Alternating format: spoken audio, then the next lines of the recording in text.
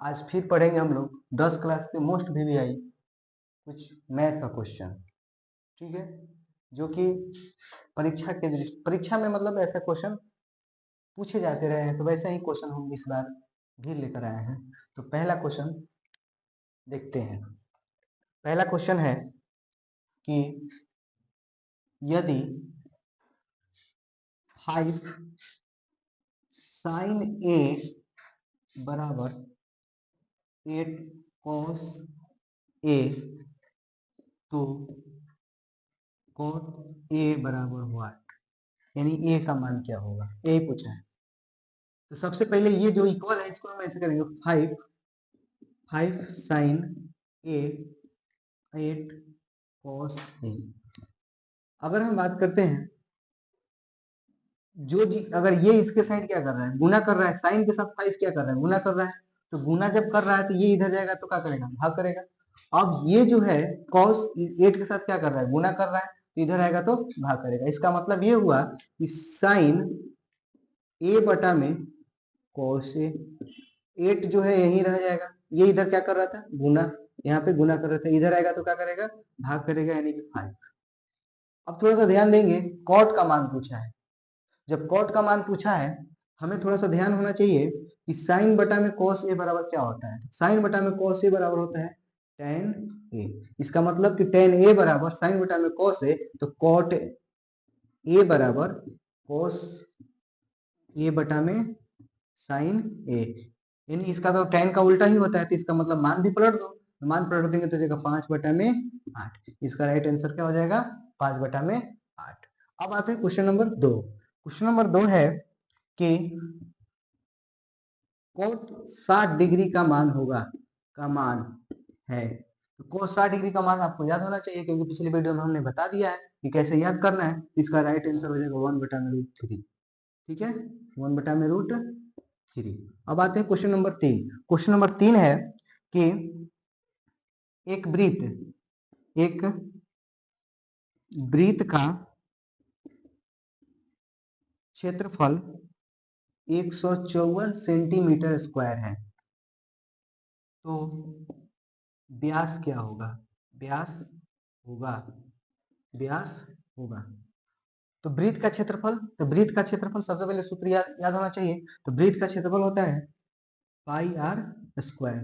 कितना दिया हुआ है, इसका क्षेत्रफल दिया है 154, हमने 154 लिख दिया। अब पाई का मान होता है 22 बटा में 7 गुना आर स्क्वायर बटा में 154। अगर हम समय को देखते हुए ऊपर से ये ऊपर वाला कट जाएगा, तो 22 साते 154, 22 साते 154 होता है। अब हो गया आर स्क्वायर बटा में 7 बराबर 7।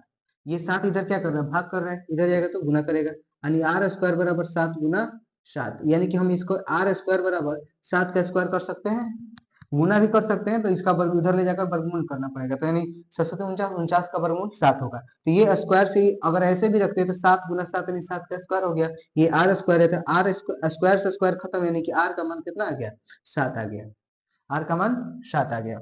इस तरह से इसका राइट आंसर हो जाएगा। अब क्वेश्चन आते हैं क्वेश्चन नंबर 4। क्वेश्चन नंबर 4 है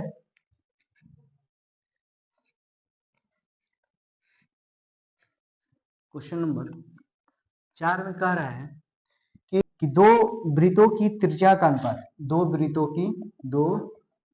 की त्रिज्या का अनुपात दिया हुआ है 2:3, 2:3। तो क्षेत्रफल का अनुपात क्या होगा, क्षेत्रफल का अनुपात क्या होगा, ये क्वेश्चन है। ये क्वेश्चन को ना बिना सूत्र के केवल क्षेत्रफल पूछा है। क्षेत्रफल में अगर जब भी बात करें तो क्षेत्रफल जो होता है वो स्क्वायर में होता है, और जो आयतन होता है वो क्यूब में होता है। तो क्षेत्रफल का जब पूछ रहा है कि दो वृत्त के, तो दो वृत्तों के क्षेत्रफल का अनुपात पूछा है, बस कुछ नहीं करना है, 2 का स्क्वायर अनुपात 3 का स्क्वायर, यानी कितना हो जाएगा, 2 दूनी के 4 3 के 9, आंसर हो गया क्षेत्रफल का अनुपात। बस ऐसा क्वेश्चन जब आए बस ऐसे ही बना देते हैं, मतलब इसका स्क्वायर और इसका स्क्वायर कर दो, आंसर सही है। अब आते हैं क्वेश्चन नंबर 5। क्वेश्चन नंबर 5 है कि 2 3 4 5 6 की माध्यिका होगी, ऐसे क्वेश्चन, ऐसे क्वेश्चन को सबसे पहले आरोही क्रम में सजाते हैं। आरोही क्रम कहने मतलब बढ़ते क्रम में सजाते हैं। तो बढ़ते क्रम ऑलरेडी ये पहले से दे चुका है। तो इसमें करना क्या है कि अगर सम संख्या आती है, गिनने पर अगर सम संख्या आते हैं तो 2 जोड़ा लेते हैं, अगर विषम संख्या आते हैं एक ही लेते हैं। जैसे पीछे 1 2 3 4 5 ये विषम आ गया, 1 2 3 4 5, ये 5 बार जब बोले तो 5 बार क्या आएगा, विषम आ गया। जब ये विषम आ गया तो उस आधार पर हम क्या करेंगे कि जोड़ा बनाएंगे। जैसे जोड़ा कहने का मतलब है कि इधर से 2, इधर से 2, अगर इधर से 3 रहे तो 3 लेते, बीच में कौन आ गया, ये आ गया। तो जब ये आ गया तो इसी को हम लोग क्या बोलते हैं, माध्यिका। सम संख्या जब आता है, जैसे एग्जांपल एक और एग्जांपल लेते हैं, जैसे मान के चलो 2 3 4 5 6 7, जब ये 7 आ गया तो कै अंक है, 1 2 3 4 5 6, 6 अंक है।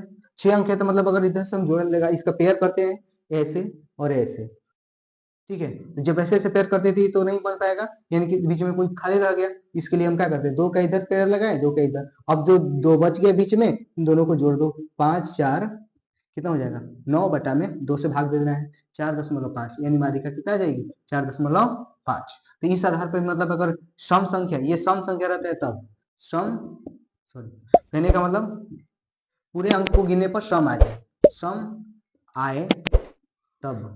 ये विषम मतलब कि पूरे गिनने पर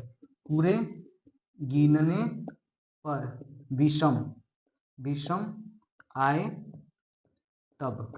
यानी इस स्थिति में हम क्या करते हैं, जब सम संख्या आएगा, जैसे 1 2 3 4 5 5, सॉरी मतलब ये गलत हो गया, यहाँ पे विषम होगा, विषम, और यहाँ पे होगा सम।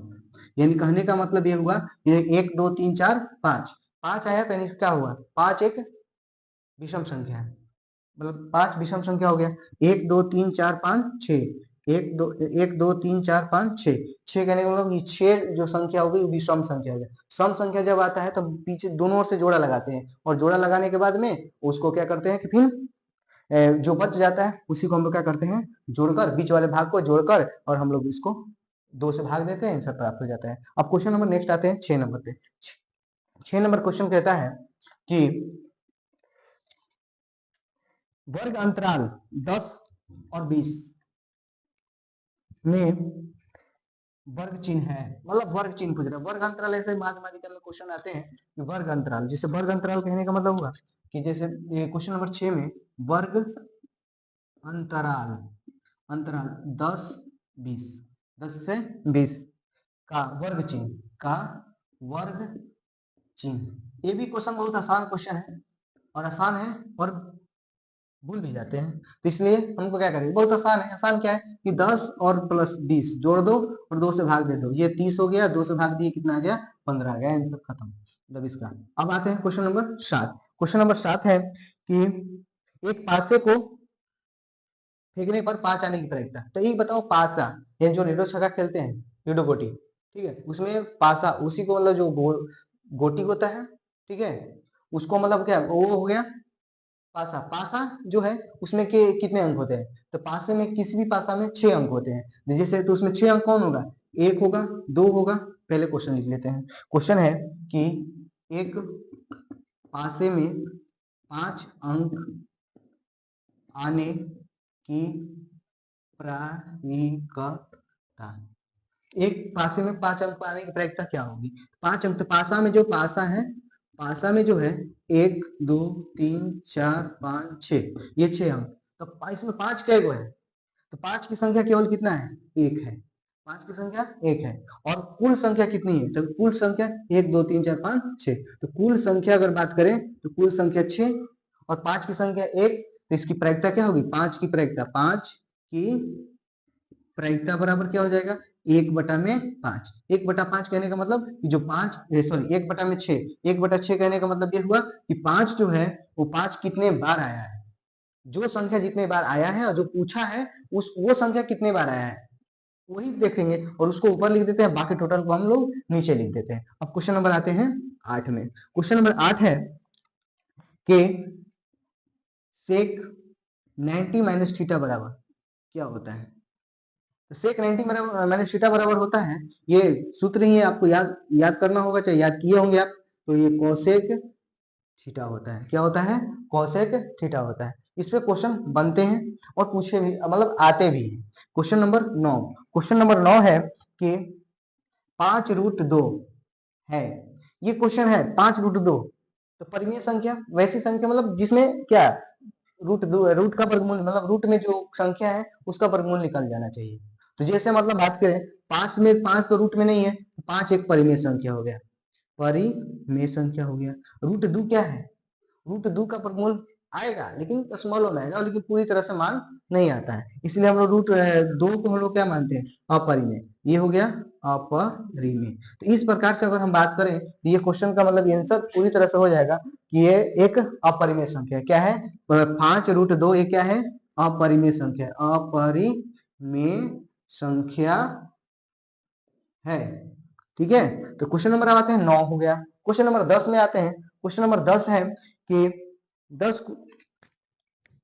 नंबर क्वेश्चन में देखते हैं,